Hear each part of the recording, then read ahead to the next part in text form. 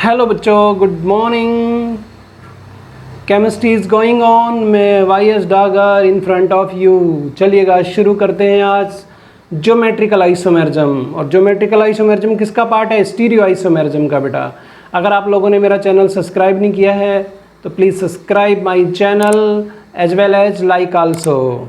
तो चलिएगा इस कड़ी को आगे बढ़ाते हैं। हाँ, एक चीज़ और बता देता हूँ मैं आप लोगों को कि जैसे ये पार्ट कंप्लीट होगा स्ट्रक्चरल और स्टीरियो आइसोमेरिज्म में ज्योमेट्रिकल आइसोमेरिज्म, तो दोनों टाइप के क्वेश्चन में इंक्लूड रखूंगा।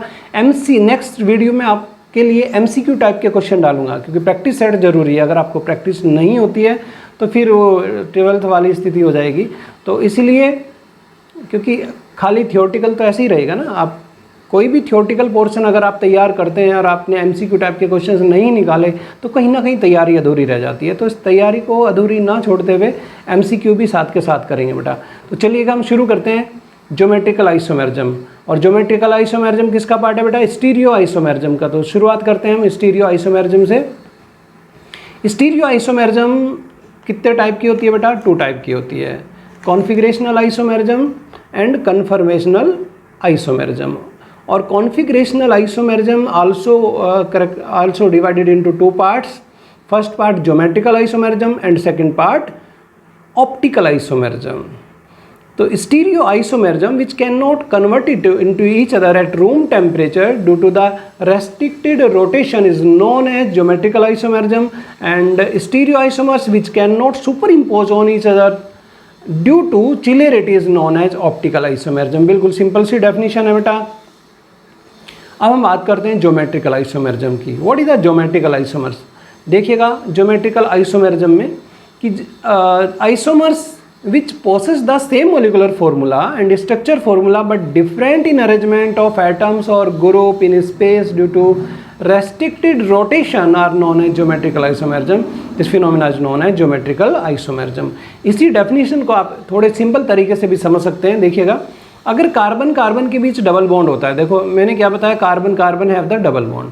तो यहाँ पर इस तरीके से आप समझने की कोशिश करिएगा कि those compound in which carbon carbon have the double bond and each carbon atom have 2 different group और एटम, सो ज्योमेट्रिकल आइसोमेरिज्म।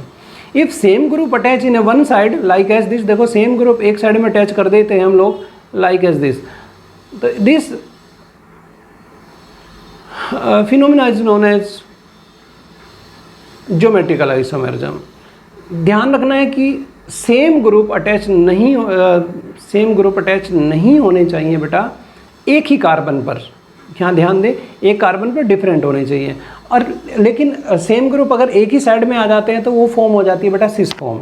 उसको क्या कहा जाता है? Cis form. एक बार फिर से बताता हूँ कि those compound in which carbon carbon have double bond and each carbon atom have the 2 different group और atom, so geometrical isomerism. Clear है यहाँ तक? यानी कि एक कार्बन पे अगर 2 डिफरेंट ग्रुप एटम जुड़े हुए हैं तभी ज्योमेट्रिकल आइसोमेरिज्म शो करेगा, अदरवाइज नहीं करेगा। लाइक एज दिस, यहाँ पर देखिएगा each carbon atom have the 2 different group और एटम। अगर same group attach in A side, एक ही साइड में अगर सेम ग्रुप अटैच होते हैं तो सिस फॉर्म, अदरवाइज सोज ट्रांसफॉर्म। इनमें फ्री रोटेशन नहीं होता बेटा, ये फ्री रोटेशन शो नहीं करते। इसको आप इस तरीके से समझ सकते हो, एक्स ये कौन सा होगा बेटा? ट्रांसफॉर्म। आप इस तरीके से समझ सकते हो, जैसे सपोज करो ये एक कॉपी है और ये दूसरी कॉपी है। आप एक दूसरी कॉपी है, इस कॉपी में आप एक कील ठोक दीजिएगा तो एक कॉपी को आप ऐसे रोटेट कर सकते हो, रोटेशन होगा। अगर 2 कील लगा दें, यहाँ पे 2 कील ऐसे ठोक दीजिएगा, फिर रोटेट करा के देखो, नहीं होगा। तो जहाँ पर डबल बॉन्ड या ट्रिपल बॉन्ड होता है वहाँ पर फ्री रोटेशन नहीं होता, वहाँ पर फ्री रोटेशन नहीं होता। तो ज्योमेट्रिकल आइसोमेरिज्म में कार्बन कार्बन के बीच डबल बॉन्ड है, इसका मतलब यहाँ पर फ्री रोटेशन नहीं होने वाला। क्लियर है बच्चों? एग्जाम्पल देख लीजिएगा कौन कौन से एग्जाम्पल बन सकते हैं। मेनली एग्जाम्पल है, इसमें पूछेगा which of the following compound shows the geometrical isomerism और नॉट। तो ऐसी कंडीशंस में आपको फॉर्मूले आने चाहिए, साथ के साथ उन फॉर्मूले को कैसे यूज करते हैं ज्योमेट्रिकल आइसोमेरिज्म में वो भी आपको पता होना चाहिए। जैसे क्वेश्चन है कि ब्यूट-टू-इन शोज द आइसोमेरिज्म। अब ब्यूट-टू-इन का फॉर्मूला क्या होता है बेटा? ब्यूट-टू-इन। अब ये दे दिया, ये ज्योमेट्रिकल आइसोमेरिज्म शो करता है कि नहीं करता है। तो इसके लिए क्या करोगे आप? कार्बन कार्बन के बीच डबल बॉन्ड। अब डबल बॉन्ड कैसे देखेंगे? जब तक फॉर्मूला नहीं आएगा। फॉर्मूला क्या होगा इसका? ब्यूट, ये कार्बन कितने होंगे ब्यूट में 4, 2 पे इन लगा दीजिएगा, ये बन गया ब्यूटोट्विन। भाई यही तो बना ब्यूटोट्विन। अब इस ब्यूटोट्विन में बेटा यहाँ पर कार्बन कार्बन के बीच देखो डबल बॉन्ड, तो हम यहाँ पर करेंगे कार्बन कार्बन के बीच double bond. Each carbon atom have the 2 different group और एटम। अब each carbon atom different group atom रखता है, तो यहाँ पर डिफरेंट ग्रुप और एटम को शो कर दीजिएगा लाइक एज दिस। यहाँ पर मैंने क्या लगाया, इधर H इधर CH3, इधर H इधर CH3। कौन सी फॉर्म बन गई है, ये बनी सिस फॉर्म। ट्रांसफॉर्म के लिए क्या करोगे आप, ट्रांसफॉर्म के लिए डिफरेंट ग्रुप एटम अटैच करने बेटा, डिफरेंट कर दीजिएगा लाइक यहाँ पे कार्बन कार्बन डबल बॉन्ड, और each carbon atom have the 2 different group atom. ये इस चीज़ का आपको ध्यान रखना है, अगर ये आपको नहीं आता है तो फिर प्रॉब्लम हो जाएगी। अब इस पर 2 डिफरेंट ग्रुप और एटम आपको अटैच करने हैं बेटा, कर दीजिएगा। कौन कौन से अटैच करोगे, यहाँ पर जो सब्सटीट्यूटिंग ग्रुप जो लगे हुए हैं इन्हीं को ही अटैच करना है, मतलब एक H दूसरा CH3, यहाँ पर कर दीजिएगा CH3 और यहाँ पर कर देंगे आप H। तो ये कौन सी फॉर्म बन गई, ये बन जाती है बेटा ट्रांसफॉर्म। कौन सी फॉर्म, ट्रांसफॉर्म। अगर यहाँ पर देखिएगा सेम ग्रुप एक साइड में अटैच है, यहाँ पर देखो सेम ग्रुप एक साइड में अटैच है, ये सिस फॉर्म, और इसके विपरीत लगे होते हैं ना ट्रांसफॉर्म। ये ज्योमेट्रिकल आइसोमेरिज्म शो करेगा। लेकिन बेटा अगर एक ही कार्बन पर सेम ग्रुप आ जाते हैं लाइक एज दिस, मैं यहाँ पर H लगाऊँ, यहाँ पर H लगा देता हूँ, यहाँ पर H लगाया, यहाँ पर CH3 लगाया, ये कौन है, प्रोपीन। ये किसका एग्जाम्पल लिया हम लोगों ने, प्रोपीन। तो ये does not show isomerism, does not show geometrical isomerism, geometrical isomerism. बेटा यहाँ पर ज्योमेट्रिकल आइसोमेरिज्म शो नहीं होगा। क्लियर है ये चीज़, आगे देखिएगा और एग्जांपल मैं करता हूँ।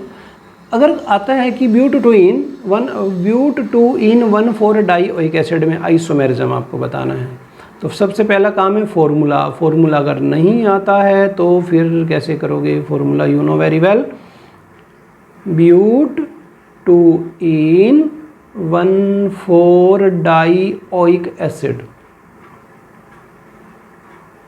इसमें बताइएगा, इसमें ज्योमेट्रिकल आइसोमेरिज्म पॉसिबल है या नहीं है। तो ज्योमेट्रिकल आइसोमेरिज्म तभी निकाल पाओगे जब आपको फॉर्मूले पता होंगे, otherwise you will be create the problem. अब इसका फॉर्मूला क्या बनता है, फॉर्मूला देखो ये बनेगा, ब्यूट टू इन है, ये ब्यूट 2 पे इन लगा दो, इधर भी CH ग्रुप है बेटा, और इस साइड में भी COOH ग्रुप है। ये किसका फॉर्मूला बना, but two ene 1,4 dioic acid. आप ऐसे नंबरिंग दे सकते हो 1 2 3 4। अब देखिए क्या है यहाँ पर, अब हमको सबसे पहले देखना है कि कार्बन कार्बन के बीच डबल बॉन्ड। यहाँ पर मैंने लगाया कार्बन कार्बन के बीच डबल बॉन्ड, और each carbon atom have the 2 different group पर एटम, इधर C इधर COOH। यहाँ पर भी H लिया, इस साइड में भी मैंने लिया COOH। ये कौन सी फॉर्म बन गई, सिस फॉर्म। और इसके अपोजिट लोगे तो बेटा हो जाएगा ट्रांसफॉर्म। ऐसे कर दीजिएगा ट्रांसफॉर्म, HCOOH, इस साइड में भी क्या किया COOH, और यहाँ पर H। ये कौन सी फॉर्म बन जाती है, ट्रांसफॉर्म। क्लियर है यहाँ तक, जहाँ तक मेरे को लग रहा कोई प्रॉब्लम नहीं होनी चाहिए। अब और देखिएगा एग्जांपल एक और दे देता हूँ मैं, 2,3 डाइक्लोरोएथीन, ये 1,2 डाइक्लोरोएथीन ले लेते हैं, 1,2 डाइक्लोरोएथीन, डाइक्लोरोएथीन। इसमें देखिएगा ज्योमेट्रिकल आइसोमेरिज्म पॉसिबल है या नहीं है, बिल्कुल इसमें बेटा पॉसिबल है। कैसे निकालेंगे, सबसे पहले फॉर्मूला, मैंने क्या बताया था आपको, फॉर्मूला आना चाहिए। अगर फॉर्मूला नहीं आता तो प्रॉब्लम हो जाएगी। मैं डायरेक्ट ही कर देता हूँ। यहाँ पर क्या लगाएंगे आप, एथीन है, एक साइड में H वैलेंसी को कंट्रोल करने के लिए, Cl, इधर H इधर Cl, कौन सी फॉर्म हो गई है, ये बन जाती है सिस फॉर्म। और ये हो जाएगी बेटा ट्रांसफॉर्म, एक साइड में H एक साइड में Cl। यहाँ पर मैंने लगाया Cl, यहाँ पर H, यहाँ पे H, यहाँ पे Cl, कौन सी फॉर्म हो गई, ट्रांसफॉर्म हो गई। देखो तो it shows the geometrical isomerism. But two ene भी शो करेगा, ब्यूट 1,4 डाइओइक एसिड। अगर क्वेश्चन आता है 1 क्लोरो प्रोपीन, इसमें बताना है आपको 1 क्लोरो प्रोपीन, ये ज्योमेट्रिकल आइसोमेरिज्म शो करेगा या नहीं करेगा। इसमें देखिएगा इट पॉसिबल और नॉट, बिल्कुल करेगा, ये भी करेगा ज्योमेट्रिकल आइसोमेरिज्म। कैसे करेगा देख लीजिएगा, प्रोप, सबसे पहले फॉर्मूला 1 2 3 इन, 1 पे क्या लगाना है आपको, Cl, यहाँ पर H वैलेंसी कंप्लीट कर दीजिएगा, यहाँ पर भी H और यहाँ पर क्या आएगा CH3। ये हमारा फॉर्मूला तैयार है। अब इसमें ज्योमेट्रिकल आइसोमेरिज्म देख लीजिएगा। इन between carbon carbon double bond, हमको सबसे पहले लिखना है carbon carbon double bond. Each carbon atom have the 2 different group atom. अब इस कार्बन पे देखिएगा, इस कार्बन पे एक तरफ H एक तरफ Cl, आप लगा दीजिएगा, एक तरफ H एक तरफ Cl। ऐसे ही यहाँ पर देखो, एक तरफ H एक तरफ CH3, कौन सी फॉर्म बन गई है, सिस फॉर्म। और अपोजिटेड सोच ट्रांसफॉर्म, यहाँ पर अपोजिट कर दीजिएगा, इधर Cl इधर H, इधर H इधर CH3, दोनों एक दूसरे के एंटी है, तो यहाँ पर कौन सी फॉर्म बन गई है, ये बन गई बेटा ट्रांसफॉर्म। ये था ज्योमेट्रिकल आइसोमर्स। कार्बन कार्बन के बीच डबल बॉन्ड होना चाहिए। Each carbon atom have the 2 different group और atom. If any carbon atom have the same group it does not show geometrical isomerism. Clear बेटा, आगे चलते हैं हम।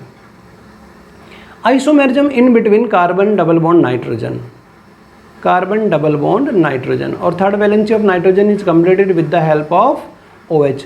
ये कंपाउंड्स होते हैं बेटा oxime. Oxime compound also shows the geometrical isomerism.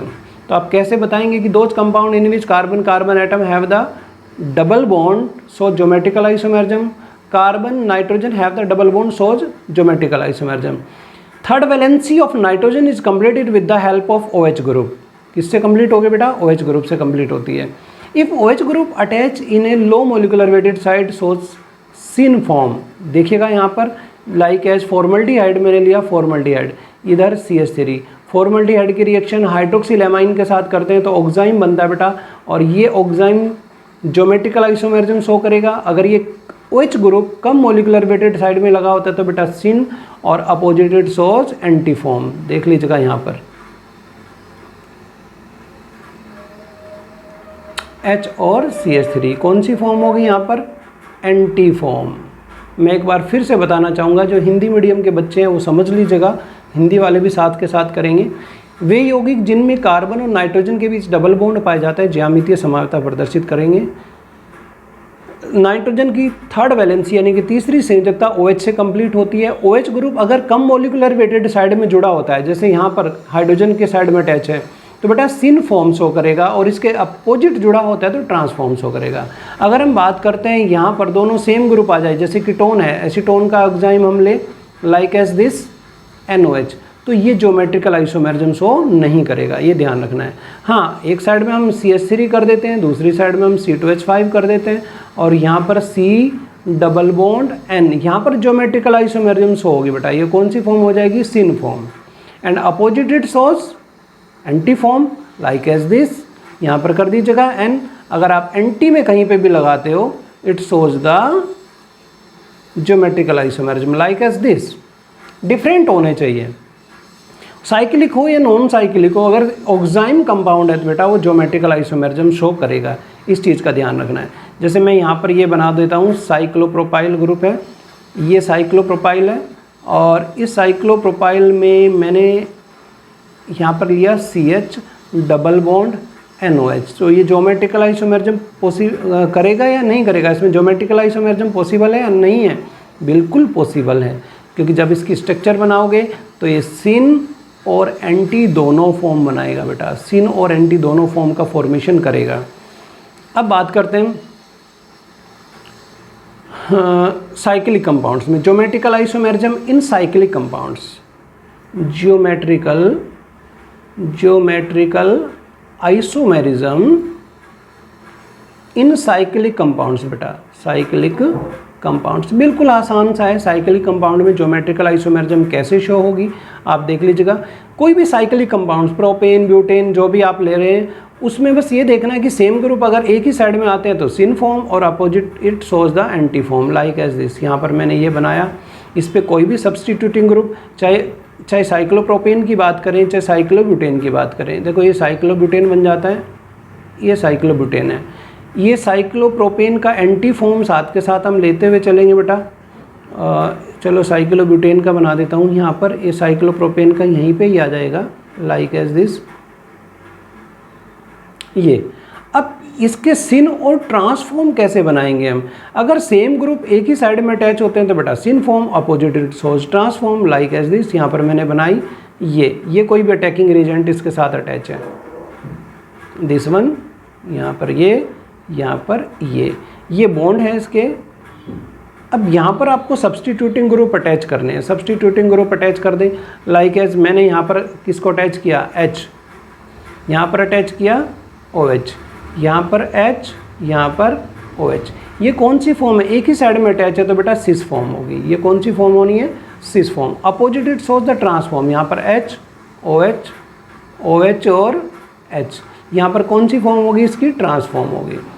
बिल्कुल क्लियर है। किसी एक की डायरेक्शन चेंज कर दो। यहाँ पर आप H ले रहे हो, COOH ग्रुप ले लीजिएगा, कोई भी फंक्शनल ग्रुप यूज कर सकते हो। HCOOH कौन सी फॉर्म होगी बेटा, सिस फॉर्म होगी। एंटी फॉर्म ट्रांसफॉर्म कौन सी हो सकती है, किसी एक की डायरेक्शन चेंज कर दीजिएगा, बिल्कुल आसान है। आपने यहाँ पे लिया COOH, यहाँ पे कर दीजिएगा COOH, और यहाँ पर क्या कर दोगे आप, H कौन सी फॉर्म बन गई, ट्रांसफॉर्म, TRANS। ये कौन सी फॉर्म बन जाती है बेटा, ट्रांसफॉर्म। सिस और ट्रांसफॉर्म। अब बात करते हैं इनके नेम क्या होंगे, क्योंकि बिना नेम के आप क्या बताओगे किसके स्ट्रक्चर्स आपने बनाए हैं। तो you know very well about the name. तो ये है साइक्लोप्रोपेन, साइक्लोप्रोपेन 1,2-डाइऑल, 1,2-डाइऑल। साइक्लोप्रोपेन 1,2-डाइऑल की स्ट्रक्चर कौन सी होगी बेटा, ये स्ट्रक्चर होगी। और ये किसकी है, साइक्लोब्यूटेन 1,3-डाई carboxylic acid, di carboxylic acid. अब ये तो नेम हुआ बेटा। अब इसमें जो भी फॉर्म आप यूज कर रहे हो, सिस है तो सिस लिख दीजिएगा और ट्रांस है तो ट्रांस। ये क्लियर हो गया होगा। जैसे हम इसकी बात करते हैं, मैं एक एग्जांपल देके बताता हूँ। तो ये नेम हो जाएगा ट्रांस, इसको ऐसे लिखोगे ट्रांस, हाइपन लगाइएगा, साइक्लोब्यूटेन, साइक्लोब्यूटेन 1,3-डाई carboxylic acid,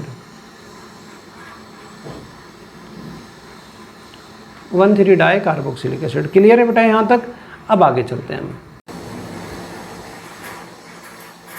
next cis and trans isomerism. देखिएगा बेटा, सिस और ट्रांस में हम लोग क्या पढ़ चुके थे। सिस ट्रांस में हम लोगों ने किया था कि जब सेम ग्रुप अगर एक ही साइड में अटैच होते हैं तो cis form, and otherwise it shows the trans form. यही हम लोग पढ़ चुके थे। देखो, two similar group same side में अटैच होते हैं बेटा, ठीक है। तो कौन सी फॉर्म होगी, सिस फॉर्म, अदरवाइज ट्रांसफॉर्म होती है। तो सेम कंडीशन ई और जेड आइसोमेरिज्म में भी होती है। सेम कंडीशन होती है बेटा इसमें क्या करते हैं, इफ टू सिमिलर ग्रुप, यदि two similar group attach on same side, यहाँ पे ध्यान दो बेटा, सेम साइड किसके, रेस्ट्रिक्टेड बॉन्ड के बेटा, तब होगी जेड। मतलब जेड का मतलब क्या होता है, जूसामन, साथ साथ। और इसके विपरीत अगर जुड़ा होता है तो ट्रांस, यानी कि अपोजिट डायरेक्शन में अटैच होता है। तो आप एक तरीके से ये कह सकते हो कि जो सिस फॉर्म है वो क्या होगी, सिस फॉर्म होगी एक तरीके से जेड फॉर्म, जूसामन, साथ साथ। इसका मतलब क्या होता है, जूसामन मीन्स साथ साथ। तो देख लीजिएगा, सिस फॉर्म होगी बेटा इसके बराबर, और ट्रांसफॉर्म TRANS, ट्रांसफॉर्म ई, एंटीजन, इसके इक्वल होती है। बस ये है छोटी सी बात, इजीली याद रह जाएगी। यानी कि जैसे कोई भी एग्जांपल आप कर रहे हो, ब्यूटोटुइन आप यूज कर रहे हो, ये ब्यूटोटुइन है बेटा, CH3H और CH3। तो ये कौन सी फॉर्म लग रही है आपको, जेड फॉर्म। कौन सी फॉर्म है यहाँ पर, जेड, साथ साथ, सेम ग्रुप एक साइड में आ रहे हैं तो साथ साथ जेड फॉर्म। और इसके विपरीत अगर आप अटैच करें एंटी फॉर्म में, लाइक एज आपने CH3 यहाँ पे किया, H इधर किया, H इधर किया और CH3 इधर किया, तो यहाँ पर E, एंटीजन। तो समझ गए होंगे, तुम लोग सिस और ट्रांस की तरह ही है, बिल्कुल सेम टू सेम। अब तो नंबर ऑफ आइसोमर्स आइडेंटिफाई करने हमको, number of isomers, total number of isomers कैसे निकालेंगे। तो टोटल नंबर ऑफ आइसोमर्स निकालने का बेस्ट वे है हमारा फॉर्मूलाज। यहाँ पर देखिएगा बेटा, अगर कंपाउंड में डिसिमिलर ग्रुप अटैच हैं, कैसे ग्रुप है बेटा, डिसिमिलर ग्रुप अटैच हैं, तो इस कंडीशंस में किसका यूज करते हैं हम लोग, यहाँ पे ध्यान दो, 2 की पावर n फॉर्मूला। कौन सा फॉर्मूला लगाएंगे, 2 की पावर n। अब n क्या है यहाँ पर, नंबर ऑफ डबल बॉन्ड। यहाँ पर देखो नंबर ऑफ डबल बॉन्ड कितने हैं, तो 2 की पावर 2, यानी कि कितना आइसोमर्स बन गए, 4 आइसोमर्स बन गए। 2 की पावर 2 का फॉर्मूला यूज करोगे। यहाँ पर देखिएगा, अगर ग्रुप्स आपके हो जाते हैं सिमिलर, कैसे ग्रुप है कंपाउंड के, सिमिलर ग्रुप है, एंड में सिमिलर ग्रुप अटैच है, और इवन स्टीरियो सेंटर्स हैं, यानी कि डबल, यहाँ पर कितने हैं, या तो 2 हो या 4 हो या 6 हो या 8 है, इनको बोलते हैं इवन नंबर। तो इवन नंबर होने के कारण ये वाला फॉर्मूला हमको यूज करना है, जिसके कारण नंबर ऑफ आइसोमर्स निकल के आते हैं 2। अब इसको फॉर्मूला कैसे यूज करते हैं मैं आपको थोड़ा सा बता देता हूँ, आप इसको समझने की कोशिश करना। आप लोग देखिएगा, यहाँ पर 2 हो गए तो आपको क्या करना था, 2 की पावर 2, यानी कि टोटल आइसोमर्स हो गए 4। यहाँ पर थोड़ा सा टफ पड़ता है, देखो 2 की पावर n है number of double bond, number of double bond 2 हो गए, तो 2 की पावर 2 माइनस 1 प्लस 2 की पावर 2 माइनस 1 अपॉन 2, तो यहाँ पर कितना आया, 2 प्लस 1 इज इक्वल टू 3। जब सोल्व करेंगे तो टोटल आइसोमर्स कितने आ जाएंगे बेटा, यहाँ पर टोटल आइसोमर्स आपके आएंगे 3। क्लियर है यहाँ तक, बताइएगा क्लियर है क्या। टोटल आइसोमर्स हमने कितने निकाल दिए बेटा, यहाँ पर 3। अब compounds have the similar and पे सिमिलर ग्रुप अटैच है और ओड नंबर है बेटा। ओड नंबर मतलब यहाँ पर भी सेम ग्रुप है और यहाँ पर भी देखो सेम ग्रुप है। डबल बॉन्ड है डिफरेंट, डबल बॉन्ड का भी ध्यान करना है आपको। डबल बॉन्ड किस तरीके के डबल बॉन्ड है बेटा, यहाँ पर डबल बॉन्ड देखो कैसे हैं, यहाँ पर डबल बॉन्ड, यहाँ पर डबल बॉन्ड और यहाँ पर डबल बॉन्ड। तो इनमें आप देख रहे होंगे कैसे नंबर है बेटा, यहाँ पर ओड नंबर, कैसे नंबर है इसके, ओड नंबर्स हैं यहाँ पर। और ओड नंबर होने के कारण फॉर्मूला यूज करोगे, ये वाला फॉर्मूला यूज करोगे बेटा, ये वाला फॉर्मूला यूज करके देख लीजिएगा। देखो कैसे निकालोगे नंबर ऑफ आइसोमर्स, एक बार मैं बता देता हूँ आपको। यहाँ पर देखो कितने डबल बॉन्ड है, 1 2 3, तो 2 की पावर 3 माइनस 1 प्लस 2 की पावर 3 माइनस 1 अपॉन 2। तो यहाँ पर देखिएगा 2 में से 2 गया, 2 की पावर 2 प्लस 2 की पावर 2 4, तो ये हो गए। अब 3 में से 1 जाता है तो 2 बच गए, 2 की पावर 2, यानी कि यहाँ पर आया 2, 4 प्लस 2 इज इक्वल टू 6। तो टोटल नंबर ऑफ आइसोमर्स कितने हैं बेटा, यहाँ पर हमारे टोटल नंबर ऑफ आइसोमर्स आ जाएंगे 6। ये देखिएगा टोटल आइसोमर्स हो रहे हैं हमारे 6। मैं इसको थोड़ा सा हाईलाइट कर देता हूँ, टोटल नंबर ऑफ आइसोमर्स हो गए 6। अगर वैसे निकालना चाहे तो टोटल आइसोमर्स यहाँ पे दिए हुए हैं। फर्स्ट 6 कितने बनेंगे, सेकंड थर्ड, यानी कि टोटल 6 ट्रांस, सेकंड पोजीशन में 6 ट्रांस आइसोमर्स बन जाएंगे। यहाँ पर 6 ट्रांस आप पूरा एक्सप्लेन करके इनको देख सकते हैं। अब हम बात करते हैं बेटा इनगोल्ड प्रीलॉग। इसने एक रूल दिया था बेटा, कौन सा रूल था, सीक्वेंस रूल। सीक्वेंस रूल किसके द्वारा दिया गया, ये आपको पता होना चाहिए। सीक्वेंस रूल किसके द्वारा दिया गया है, मैं यहाँ पे इसको अंडरलाइन कर देता हूँ। ये है बेटा sequence rule. Yes, you know very well about the sequence rule के बारे में। इनगोल्ड एंड प्रीलॉग किसके द्वारा दिया गया बेटा, इनगोल्ड एंड प्रीलॉग के द्वारा दिया गया। क्या है ये रूल, देख लीजिएगा क्या रूल है ये। इन्होंने कहा कि जो the group with first atom having the higher atomic number is senior. जो हायर एटॉमिक नंबर है बेटा उसको सीनियरिटी पे लेंगे हम। लाइक एज देखो मॉलिक्यूलर वेट के अकॉर्डिंग सबसे ज्यादा कौन होगा, आयोडीन, फिर ब्रोमाइड, फिर क्लोराइड, फिर सल्फर। ये डिपेंड अपॉन एटॉमिक नंबर या एटॉमिक वेट। लेकिन सेम अगर हो जाए, सेम का मतलब आइसोटॉप्स अगर हो जाए, तो जिसका मॉलिक्यूलर वेट ज़्यादा होगा उसकी प्रायोरिटी देंगे। लाइक एज दिस, दूसरे एग्जाम्पल भी इसके दिए हैं, उनको प्रायोरिटी देंगे हम लोग। क्लियर है यहाँ तक। अगर सेम ग्रुप है जैसे CH2 CH2, तो जो अटैकिंग रिएजेंट है उनके आधार पर हम प्रायोरिटी देते हैं, इनके आधार पे। क्लियर है, लाइक एज दिस। ये प्रायोरिटी ऑर्डर रहेगा, सबसे ज़्यादा किसको दोगे, वही सबसे ज़्यादा किसको दोगे, यहाँ पर ऑक्सीजन है, ऑक्सीजन को दोगे या Cl को दोगे, Cl का एटॉमिक नंबर ज़्यादा होता है फर्स्ट, इसके बाद आएगा F, इसके बाद आएगा ऑक्सीजन। क्लियर है? इस तरीके से आप नंबरिंग दोगे। अब यहाँ पर देखिएगा बेटा, physical properties of geometrical isomers. Physical properties of geometrical isomers, तो इनकी फिजिकल प्रॉपर्टीज बिल्कुल आसान सा तरीका फिजिकल प्रॉपर्टीज का मैं बता देता हूँ।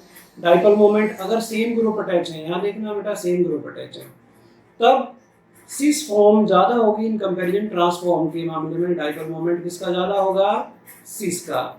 बॉइलिंग पॉइंट सिस का, स्टेबिलिटी सिस की, लेकिन मेल्टिंग पॉइंट और स्टेबिलिटी ज्यादा होगी। भाई सीधी सी बात है, स्टेबिलिटी जिसकी ज्यादा होती है, बॉइलिंग पॉइंट उसका ज्यादा होगा। ये थोड़े से डिफरेंट है।